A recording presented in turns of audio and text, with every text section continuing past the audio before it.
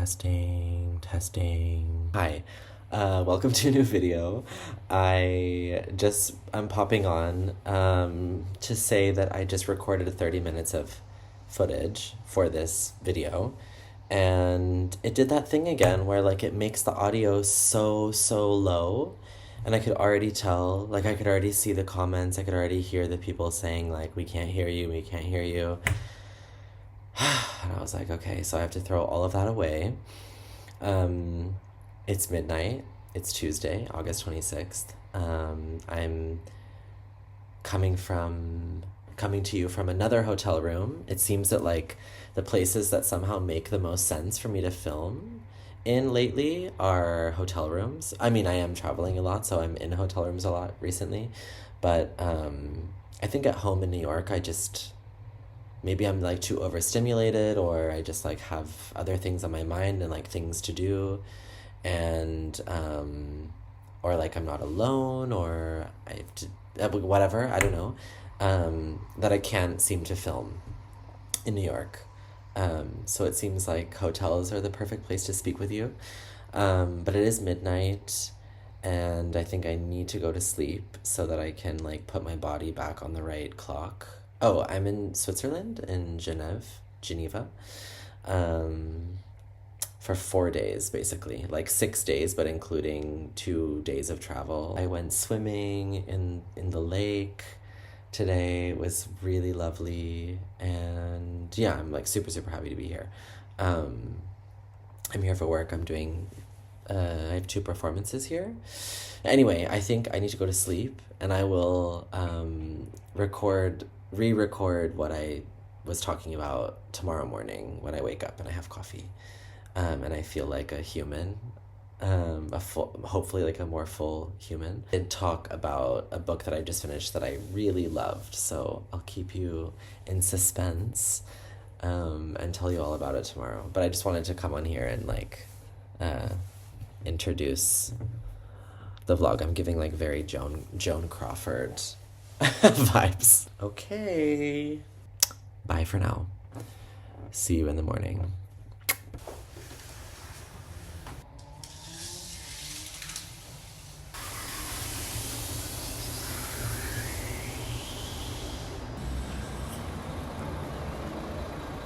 Good morning. Probably trying to balance this on my knees is not the most sustainable choice. Can I do this? No. Okay, that's better. Good morning. It's Wednesday. I'm just had breakfast. Oh, let me get my coffee. It's starting to rain a little bit. I'm near a train station also, so I hope that this is not too loud. Like, I hope that you can hear me. Because it gets very like stuffy in this room if I don't open the window, but it's quite loud outside. And also it's starting to rain, which is kind of unfortunate because if you've ever been to Geneva, or if you haven't been to Geneva, there is like a gorgeous lake here, and like many beautiful spots to swim, and it really can feel like you're on the beach. It's just not the sea, it's not salty, it's freshwater. And yeah, it's just kind of a shame that it rains today and tomorrow because we don't have many chances to go swimming. I was thinking this morning, like there was some sun, so I was like, oh, should I like just bring myself there? Like, should I make the trip there to go in the lake? But then now that it's raining, I have no FOMO. To recap what I was trying to say last night, what I said last night before I lost the audio on that clip. I should get the book, sorry. Ugh, I hate that I did this already, and now I already feel like tongue-tied and a little bit repetitive or exhausted by saying all of it again. So, The Fawn, Magda Szabo, it's the second book of Szabo that I've read. I read this for Katie James's book club. It was the August pick for the book club. I was really excited because I loved The Door by Magda Szabo many years ago. I spoke about this in my last video. So I was really excited to read another one of hers. and I really, really, really loved this book. Like, The Door, I remember enjoying a lot, but it's kind of my overall experience is like was still stays in my mind is very positive and very strong. But maybe it's just because I've read this one now that I feel like I like this one even more. But I would need to reread The Door to kind of like compare the two. But we're following a protagonist named Esther. This is following her. Well, like the whole story is told as a confession, kind of. She's like confessing to a man, to her lover, whose name you only learn on the last page of this book. So I won't tell you his name because it's sort of like the whole thing, or one of the main like intrigues of this book, and something that I think Magda Szabo does really, really well, which is like really stretch the tension. Like she holds the bow and arrow like this, and she really like stretches it and holds it for like the whole book from beginning to end, which I think is just so beautiful and so well done, and it makes it very captivating. So like, who is this man that she's speaking to? You kind of like are asking yourself the whole time, like, who is this guy? Like, he's none of the other characters. And then slowly it's revealed, like, how he relates to the other people that you know in the story, his relationship with Esther, and then on the last page you learn his name, which is not like, you know, something special. It's not like suddenly you realize he's a character you already know, but it's just like his identifying name is kept from you until the last page, which I just think is so great. Yeah, she speaks to you in this book. Like, I remember when you met me at the train or something. And so this book is told really as like she's confessing her story to him. It's going really from her childhood to present day and kind of like going back and forth. So her childhood would have been in Hungary in the years preceding World War II, and then all of like everything that Hungary goes through in the Second World War, all the destruction, her home, her neighborhood is basically destroyed. She sleeps with her family inside a school, an abandoned school.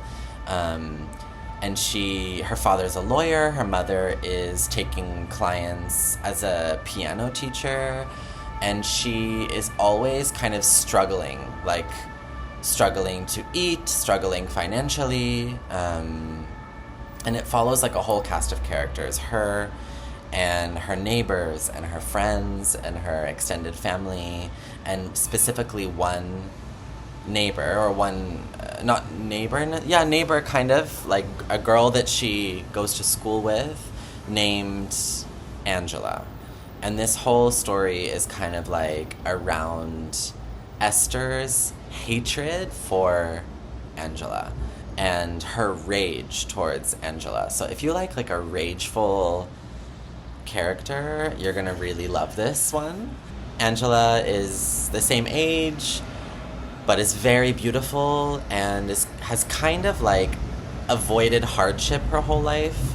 It seems that she kind of like sails by. Things are a bit easier for her, even among all that Hungary goes through in the Second World War. She kind of just, I feel like Esther looks at Angela like very jealous of her. She never really uses the words jealousy or jealous, but that's what's happening. She's looking in on Angela, and in her eyes, she just has never experienced what it really is to have a hard life, and that's very difficult for Esther to handle. The name the Fawn comes from Angela's brother finding a fawn. They put it in their backyard in like a kind of stable situation.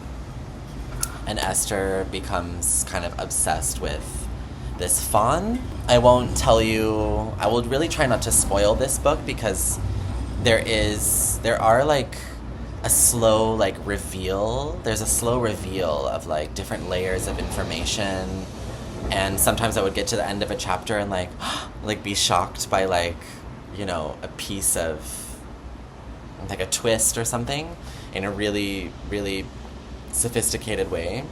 You could say that Esther is not a very um, like morally good person. She's complicated. She's full of anger. She acts and says things that are quite harsh. Yeah, you could say she's like a unlikable character, but I actually find her just very human, and very raw, in a way that I found really great. And also she's an actress. Sorry to mention that I didn't mention that after the Second World War, she ends up moving to Budapest and she becomes an actress. And so like she is an actress. There is this kind of like over the top quality about her. Not that all actors are that way, but like in a very kind of stereotypical way, she's very dramatic. So it's also kind of funny. Like this book is like many things. It's dark, it's funny, it's angry, and like that anger has a kind of volume to it that made me laugh sometimes. And then also super touching. Like the last page of this book I cried. Is also like a tragic love story. There's something written here by Lauren Groff on the back which I think is really true. Szabo excels at summoning the delicate and wordless spaces between people who love each other. I don't want to spoil anything for you, but the writing is so beautiful and like very intoxicating. Magda Szabo has like I wrote in the group of the book club, like I am fully under her spell. Like she puts me in a spell. There's something about the atmosphere and the way she writes and the way she builds tension that is like so delicious and so intoxicating. And I remember having a little bit of a harder time with the door, where like at one point I thought like, okay, this is moving maybe like slower than I want it to, or like slower than my attention span will allow, or like the way she stretches the tension sort of like was challenging for me. And it paid off really well in the end of the door if you stick through it. This one for me was less challenging, I think. I was more gripped. Also, my reading taste maybe has changed since I read The Door, so I just fully enjoyed this. This was so good. There's also like a kind of observing quality, which also really connects to like when you're in love with someone, how you look at them and how they look at you, like the power of the gaze. And her being an actress, she kind of speaks also about, like Esther speaks about like the idea of like mimicking people, their expressions, their body language, and like she really is fascinated by all of those aspects of the man that she has this love story with. If you haven't read Magda Szabo, in the past, I would have just said, like, you should read The Door, read The Door, read The Door. And I feel like actually I might say read The Fawn first, if you haven't read her before. But she also has a few other books translated to English. If you speak or read Hungarian, I'm sure you have much more choices of hers. But out of the ones in English, I've only read those two, so I can't speak for her, like, whole oeuvre. Someone asked me the other day, like, what kind of genre do you like to read? Which is always kind of hard for me, because you're like, literary fiction, and then that, like, within literary fiction, there's so much choice. But I think, like, if, like, the research of tension was a genre, that's my genre. And she's just, like, a master at that, so loved it. And I'll tell you what I'm reading now. So I'm moving on to another translated book. Actually, like, the three books that I brought with me here are all women in translation. This is Killing Stella by Marlene Haushofer, translated by Sean Whiteside from the German. This was a novella that she wrote in 1958, but I think we have it very recently in English, like from this year. I saw this in a really great bookshop in Brooklyn and Fort Greene called the Center for Fiction. They do really great, like, artist talks, events, just a beautiful bookshop with, like, glass windows, like huge walls of books, and really great like staff picks, and I always find something there that like I haven't seen before, I've never heard of before. There's also a cafe there, so sometimes I like to go like read or journal there. It's right next to somewhere that I teach sometimes, which is dangerous for me. But yeah, so I saw this, and I haven't read The Wall, which is has been recommended to me so many times, and so many people I know and love and trust their taste really love The Wall. But I've yet to get to it. I saw this one, and it's even smaller than The Wall and new, and no one's talked about it, so I was very intrigued. Never before in English, Killing Stella is a gripping, razor-sharp novella about a fractured marriage by the ferociously talented author of The Wall. A domestic horror story that blossoms into a catastrophe, Marlene Haushofer's Killing Stella distills many of the themes of her acclaimed novel The Wall into a claustrophobic, gothic, shattering novella. So I think it's about a marriage, and our main character, Anna, is left alone for the weekend because her husband and her 2 children are out of town. And she's recounting the daughter of a friend of hers named Stella, who I think began to live with them at one point. I'm really like 16 pages in. There's something interesting about this book, which is that you open it and it's upside down. Which when I first saw that, I was like, is this a mistake? And then I checked like the whole stack of books at the bookstore, and they were all like that, so I'm sure that it's intentional, or it would be like quite a big mistake. But I just love whoever thought of us all reading this book in public like this. Oh, there's my tarot card. Today's tarot card is King of Rods or King of Wands. I'm not super into tarot necessarily, but I have like one deck, which I think the images are really beautiful. And yeah, I've just kind of enjoyed like starting my morning, like having coffee, picking a card. I'm listening on Spotify to this podcast called My Tiny Tarot Practice. I don't remember the name of this woman. She has a PhD, and she is just like, it's very short, tiny episodes, like 5 minutes on each card. And so I'll just pull a card. Of course, I don't know anything about tarot, so I don't have a reference about what this means. So I listen to her, and she also references other people and their perspectives on the card, and just been like interesting and fun. And then I use each day's tarot card as my bookmark. So like tomorrow I will pull a new card and I'll switch it. So it's also like kind of with me while I'm reading. I will not say anything more on this yet because I need to read it more and possibly start it over and feel more fresh. That's what happens when I start reading a book right before bed, is I'm like, wait, what was that? I think I'll try to just keep this going until the end of my trip here, in case I finish this book. Can talk about that. I have another book,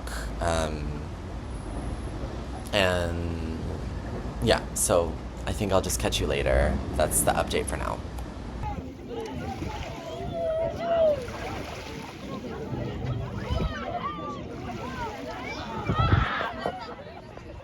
And this one?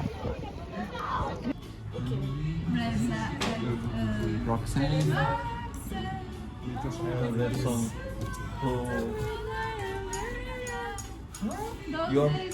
Hi, so I'm back in New York. I meant to film more when I was in Geneva, but it just went like this. It was basically 4 days and I was working, so I was reading, but I just didn't really have a chance to like sit down and get your bone, Jacob. I'm reunited with my child, my sweet, sweet baby child. Anyways, so I'm not gonna draw this out anymore because I want to just finish up the video. But I did finish on the plane ride back to New York. Like I said, my favorite place to read is on an airplane, and I almost had hives when like I'm sitting on a window seat next to man with like kind of a strange vibe. Like every time I needed to like get up to go to the bathroom, which like I try to make, the least frequently, be so he doesn't have to get up every time. It's like the energy was just like very cold, and I was like, okay. But like the moment that I finished this and I knew that my other book was like in my backpack above us in the overhead bin, and I was like, how will I go past this man again to like get the book? Like I was feeling like I'm out of reading material. I finished on the airplane Killing Stella by Marlene Haushofer.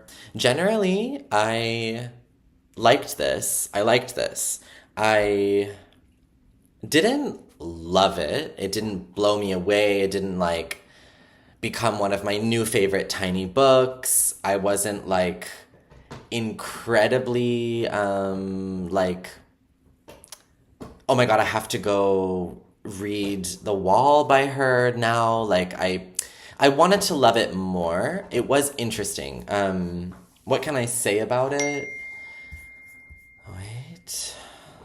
Let me silence this. Well, as you can tell from the title, Killing Stella, Stella is dead at the beginning of this book. It's not a spoiler. We're following our main character, Anna, who is a mom. She has 2 kids, Wolfgang, who is her younger boy, and the younger girl's name, don't remember. She has a very tumultuous relationship with her husband. She kind of enjoys like her sort of, well, she's sort of an unreliable narrator. She's quite contradictory. In some ways, she describes how much she likes her like quiet routine at home. She likes when her life is not complicated, but on the other side of it, underneath, there is a kind of unrest and rage. When I was reading this book, I was like, both this and The Fawn. It was like a week of me of reading about rage, like books on female rage. So I just thought that was interesting. Like I love when books like communicate with each other in really similar themes by accident. This is just like basically like a very, very small portrait. There are no really breaks in the book. So you kind of just like read it in one go. I would recommend to do that. Be a portrait about a young girl named Stella who is kind of dropped on this family by a friend, but like this friend, Anna really doesn't like her, this woman.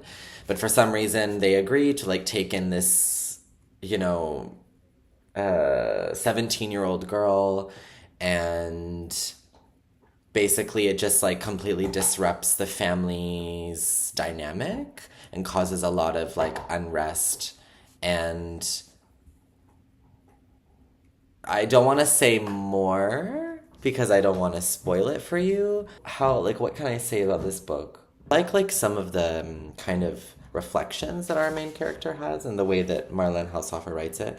When I'm alone in the house, I'm always aware that this isn't my house.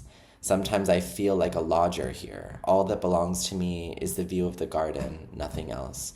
Once I imagined that I would at least have something I could call a home, but since Stella's death, the gilded cage has turned into a dungeon. If I'm not mistaken, the garden has even moved further away from the house. It's moving away from me, slowly, almost imperceptibly. One day it will disappear completely, and I will stare out of the window into the void and think, that's where the linden tree used to be, and over there, the patch of lawn with the viburnum bushes. The way that she describes like seeing things, and it's very like observational. This is kind of a passage about her relationship with her husband Richard. Of course I could have fled, and I toyed with the idea for years, but in truth it is impossible to leave. Life with Richard has corrupted me and rendered me useless. Anything I started would be pointless, since I know that kind murderers exist. Legal representatives who violate the law every day, bracing cowards and faithful traitors. I had become so familiar with the monstrous mixture of angelic countenance and devil's grimace that any pure, unstained image could only arouse my deepest suspicion. Richard had fallen asleep. His hand still lay on me, heavy now, unbearably heavy and warm. On the back, it's described as claustrophobic. There is something claustrophobic about the writing, and it's really just like another kind of hateful character, but also full of like a lot of guilt. And um, yeah, I won't say how Stella dies or who is exactly responsible. You'll have to read it to find that out. But it is an interesting portrait of like, it's like an interesting setup for Marlene Haushofer to describe a marriage and describe the imbalance in a marriage, specifically between this man and this woman. How Anna feels like trapped and made. I don't know what to say. Something specifically about like Anna that I was very conflicted about my enjoyment of reading. Like I can normally enjoy to read a character full of rage like I had in The Fawn. And here I really understand her. She has many layers of like guilt, responsibility, also feeling trapped and being very but there were other things about her that like really were hard for me, which is great. It's great to be like challenged by a character's voice and like to empathize with someone. Who are the people you like? Do you really know the people you marry? And what do you do as that relationship like unfolds over time? And also, like the relationship with her and her younger son, Wolfgang, was super interesting. And I thought that Marlene Haushofer was like quite daring with the way that she would like write the mother's love for her son, and like how sometimes that can feel like for Anna like bordering on attraction, sort of, which I thought was super interesting. Like I never read something like that before. And just like the idea of like it's like corruption. This is about like corruption. Like she felt like her son starts to become corrupted. She hates her young daughter because the daughter is really like daddy's girl and Wolfgang is really like mama's boy. And so like everything about the young daughter like just reminds her of her husband, who she's like slightly revolted by. Distance from her other child. Like it is all very interesting. And I thought it was just good. Books on rage, fun, very fun. Rageful characters can feel very liberating and very like almost you live through characters that maybe say more than you do, that voice and vocalize and externalize their rage in ways that maybe we feel or I feel inhibited like in my life to allow. And I always think that that's really fun about reading in general, like of course being in other people's lives, but also like through expressions of like really extreme emotions that maybe like we don't have so much grace for like in real life. It was interesting. And now I'm reading My Men by Victoria Kieland, translated from the Norwegian. And I'm about a third of the way through. But I'll talk about this in another video. Also actually about rage in a way, and pain and hurt, but a lot of rage also. So I don't know what's going on with my reading, but those are the vibes. Big love. See you in the next video. I realize that this is like the 100th video on this channel, so that feels like a monumental thing. And I also hit, I think, 6,000 subscribers, which I really, really appreciate. And thank you so much for being here. And also, like, keeping up with my inconsistent uploading and just having interest in listening. to me, talk about books and chatting with me on here. I appreciate all of you, and I love you very much. And have a gorgeous week. And let me know what you're reading. And if you've read any of these, if you have any thoughts on them. Okay, ciao.